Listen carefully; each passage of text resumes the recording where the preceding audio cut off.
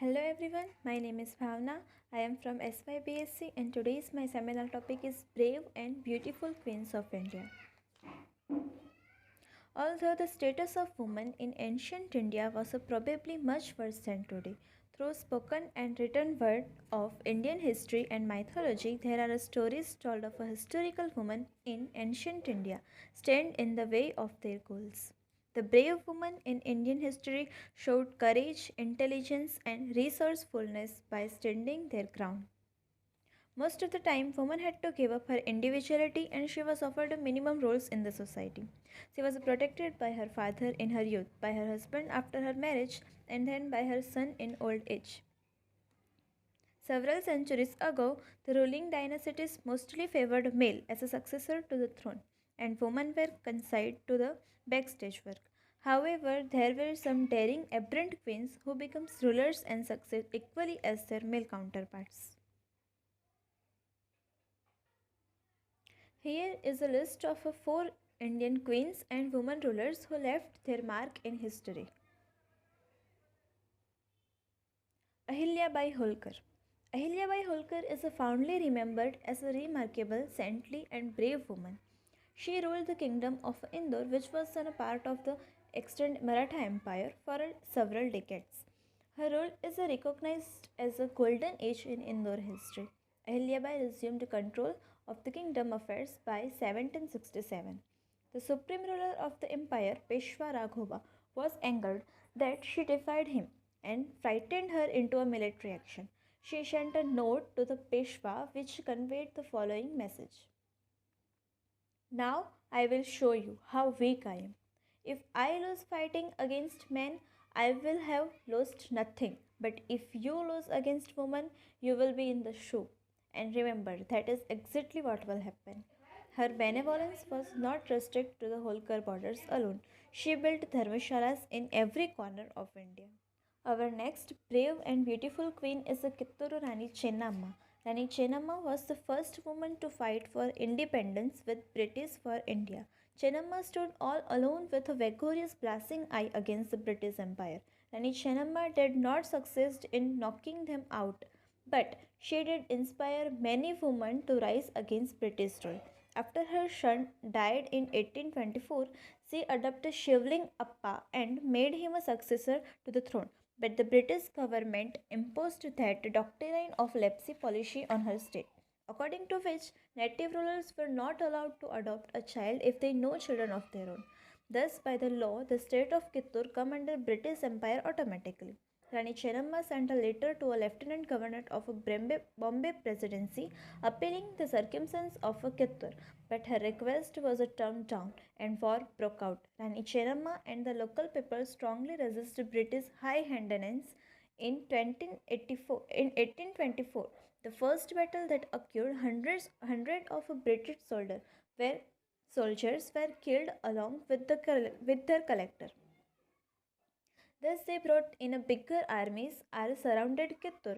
For 12 days, the magnificent queen and her soldiers protect their fort. She died on 21 February 1829. Maharani Tarabai. As the eminent historian Jaduraj Sarkar has a notice about her, in the awful crisis, her character and strength saved the nation. Even the Mughal historian Khafi Khan has appreciated her. According to him, she was the only lady capable of taking over six provinces of a Mughal empire, a great feat indeed. Rani Tarabai was the wife of Rajaram, son of a Chhatrapati Shivaji Maharaj. After the death of her husband, Tarabai became a default head of government. Rani Tarabai is remembered for upholding the Maratha War of Independence against the Mughal and protecting the territories of Marathas. The victory of a Maratha War of Independence was in no small measure due to indomitable personality of the Maratha queen. Under the administration of the Rani Tarabai, the Maratha power grew stronger and stronger. With the result, the Aurangzeb was forced to go back by 1715. Next, brave and most beautiful queen is Rani Padmini. Rani Padmini was the queen of Raval Ratan Singh, king of Chittor. The tale of Rani Padmini of Chittor is a legendary tale of courage, sacrifice, and tragedy. how, on the verge of a dishonor, she preferred death over disrespect. Her extraordinary beauty was a legendary and circulated of in kingdoms and courts across the whole country. Raghav Chetana was a musician who frequent to the court. He got enchanted by the beauty of Rani Padmini. When the king learned of this, he expelled Raghav Chetana from his kingdom, but before doing so, he humiliated him and blanking his face and making him a ride of a donkey. Raghav Chetan could not digest the insult. Raghav then told Khilji about Rani Padmini, and Khilji was convinced that a queen reserved to be in his harem. When Khilji reached Chittor, he was requested to the king allow him a glimpse of queen who he considered his sister. The king allowed Khilji to see the reflection of Padmini in the mirror. As Khilji being escorted out by the king, he grabbed his chance and had to king arrest and asked for a Padmini in exchange for the king. The king's general and Rani made a wise move. They sent a word that Rani Padmini would be handed over in the morning. In the morning, 150 palanquins descend upon Khilji's camp, but outjumped not the queen or her maid, but soldiers who freed the king and headed back towards the fort.